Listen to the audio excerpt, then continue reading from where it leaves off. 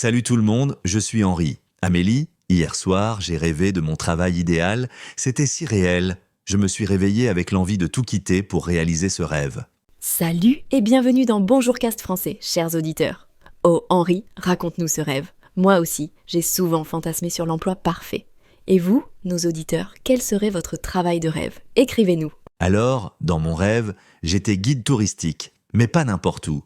Je faisais visiter les châteaux de la Loire à des touristes du monde entier. Imaginez, tous les jours, dans des lieux magnifiques. Guide touristique, comme c'est romantique. Les châteaux de la Loire, Chambord, Chenonceau, Amboise. Et tu parlais quelle langue? Moi, j'aimerais être guide à Paris, montrer la tour Eiffel tous les jours. Je parlais français, anglais et espagnol. Dans mon rêve, j'étais parfaitement trilingue. Et les touristes étaient fascinés par mes histoires. Je racontais les légendes, l'histoire, les anecdotes secrètes. Trilingue, le rêve.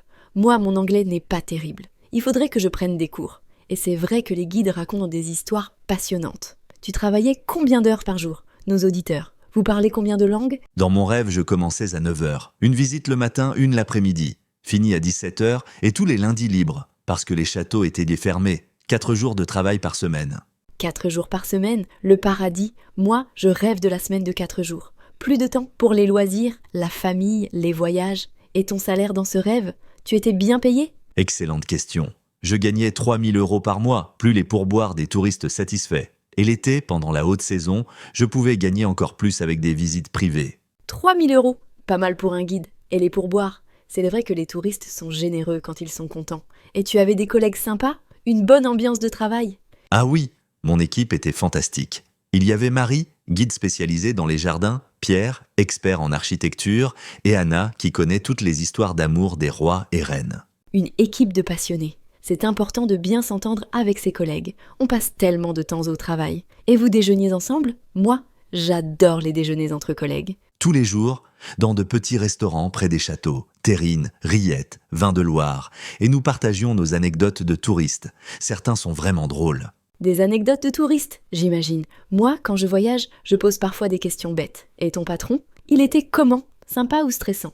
Nos auditeurs, vous avez un bon patron? Mon patron était génial. Ancien guide lui-même, il nous faisait confiance. Pas de pointeuse, pas de contrôle. Faites plaisir aux touristes, le reste suivra. Sa philosophie. Quelle chance! Un patron qui fait confiance. Moi, j'aimerais ça. Et tu avais des formations, des voyages d'études, pour améliorer tes connaissances? Oui, chaque hiver, stage de formation, histoire de l'art, nouvelles techniques de guidage. Et voyage d'études en Europe, Prague, Vienne, Rome, pour s'inspirer. Voyager d'études, fantastique. Apprendre en voyageant, et tout payé par l'entreprise, j'imagine. Et tes horaires? Tu finissais tôt pour profiter de tes soirées? Exactement. Terminé à 17 heures. Soirée libre. Et comme je vivais dans la région, je profitais de la nature. Promenades en forêt, vélo le long de la Loire. Vivre dans la région, changer de vie complètement. Moi, je rêve parfois de quitter Paris, aller en Provence, soleil, lavande, cigales. Et toi, dans ton rêve, tu habitais où? Une petite maison à Amboise. Avec vue sur le château, jardin potager, le matin je prenais mon café en regardant les tours du château. Magique. Une maison avec vue sur un château, le luxe absolu. Et tu avais une voiture de fonction? Ou tu allais au travail comment? Vélo? À pied? Vous habitez où, chers auditeurs? Ville ou campagne? Une petite voiture électrique, pour les déplacements entre châteaux. Et souvent je prenais mon vélo. 10 minutes pour aller au travail. Fini les embouteillages et le stress. Vélo au travail, écologique et bon pour la santé. Et pas de stress. Moi, 1 heure de transport matin et soir. C'est épuisant. Et tes vacances dans ce rêve? Tu partais où? Ah, les vacances, 5 semaines par an, plus les jours fériés. Et comme je connaissais plein de guides dans toute l'Europe, échange de maisons, gratuit. 5 semaines. Et des échanges de maisons? Génial. Le réseau professionnel qui sert. Et tu faisais quoi pendant tes vacances? Encore des visites ou tu te reposais? Les deux, parfois, visites culturelles. Mais aussi plages, montagnes, farnientes. L'avantage de connaître l'histoire et l'art, tout devient intéressant. Même en vacances? C'est vrai, avec de la culture, on apprécie mieux.